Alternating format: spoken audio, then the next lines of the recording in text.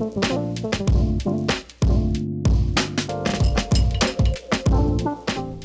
Morning Manna, Day 5. We've filled up one hand of prayer and fasting.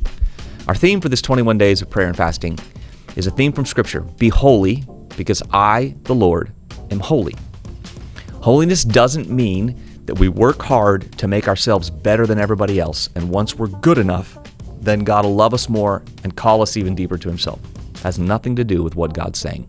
Nothing at all. It does not mean take yourself from a 4 to a 7, and then all of a sudden you get all the blessings that a 7 gets. It's not it at all. Being holy has nothing to do with being better. Being holy means being different than. So you say, how do I do this? I've unpacked this scripture for a couple of days. Leviticus 27, consecrate yourselves and be holy. Why? Because I am the Lord your God. So consecration has two parts. Yesterday we talked about taking something off. Today I'm going to talk about putting something else in its place. So what does it mean to put something in the place of something I have taken off? Old habits that you break require new habits to take their place, or you know what happens, you just revert to form.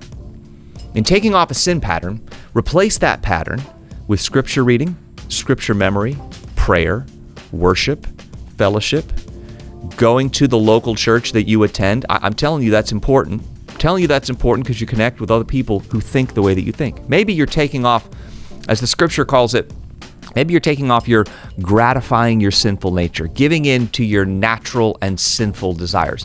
What do I put in place of any natural desire or even sinful desire that I've taken off? Galatians 5 has a lot to say about all of this, but Galatians 5 says, so I say, walk by the Spirit and you will not gratify the desires of the sinful nature.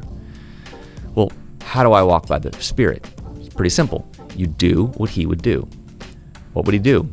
It's still right there in Galatians 5.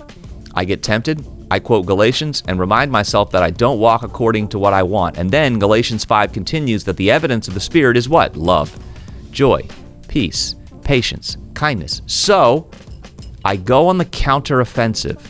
This is real. To take an action off and replace it with another action means there has to be an action.